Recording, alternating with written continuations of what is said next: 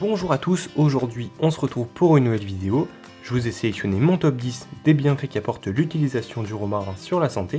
Pensez à vous abonner et à me laisser un pouce bleu si le contenu vous plaît. Allez, c'est parti! Mais alors, quelle est cette plante appelée romarin? Rosmarinus officinale appartient à la famille botanique des Lamiacées, comme le thym et la lavande.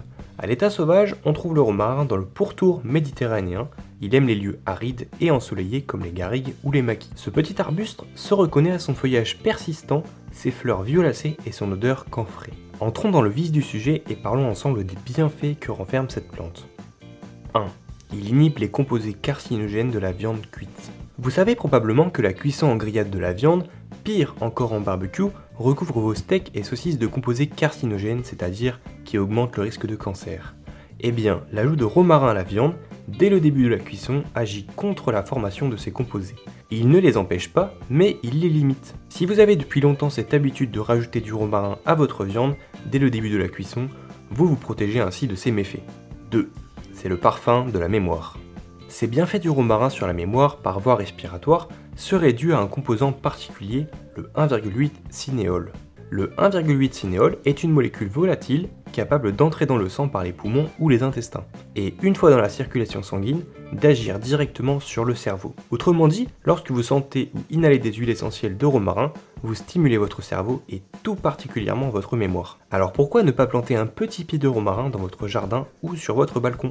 3. Il protège le cerveau de la démence sénile.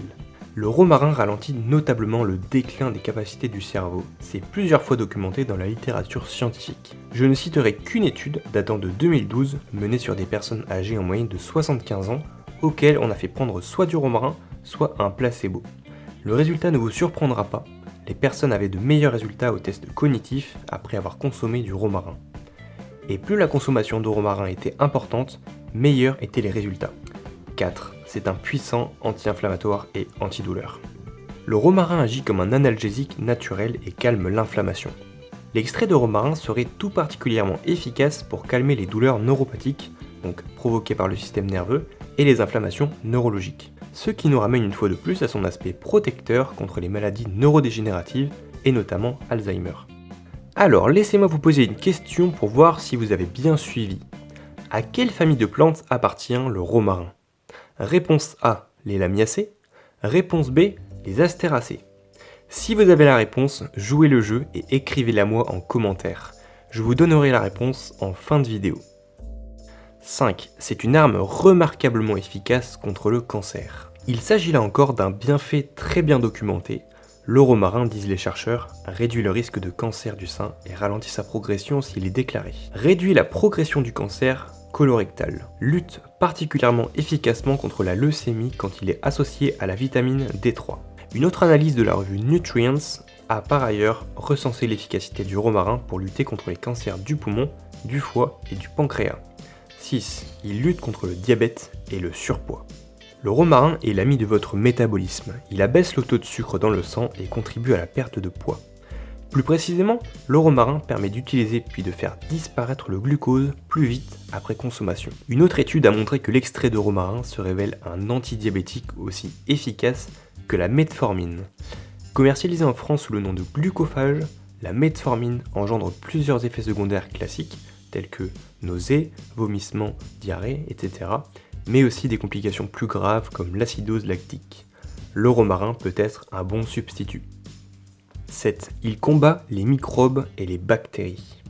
En 2018, une vaste étude a confirmé la réputation, là encore très ancienne, d'antimicrobien du romarin. Son rôle antibactérien en fait une arme de choix face à la perte d'efficacité des antibiotiques.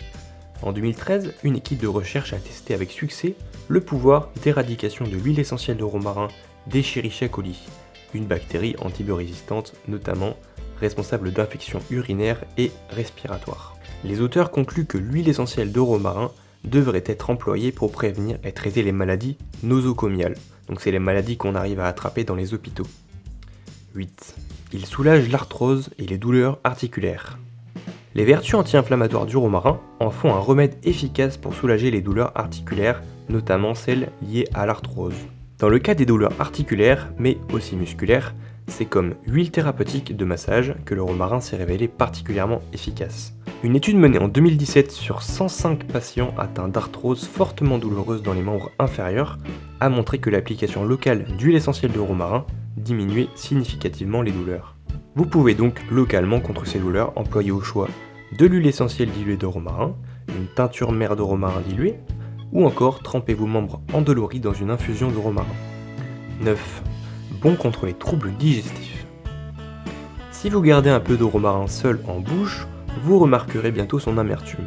Eh bien, c'est une bonne nouvelle pour votre digestion, car toute plante amère stimule la sécrétion de sucre digestif et rend donc la digestion plus tonique, stimulant la production de bile par le foie, améliorant l'évacuation des toxines et l'excrétion de bile épaisse par la vésicule biliaire. Bref, c'est un excellent détoxifiant pour votre foie et votre vésicule. Vous pouvez en consommer en décoction pour soulager le foie, soit ponctuellement en cas de maux de ventre et troubles digestifs, soit en cure de 2 à 3 semaines au printemps pour drainer en profondeur le foie. Alors voici comment. Coupez quelques branches de romarin à verbenone. Faites-en quelques tronçons que vous mettrez dans une casserole. Puis rajoutez 1 litre d'eau que vous porterez à ébullition.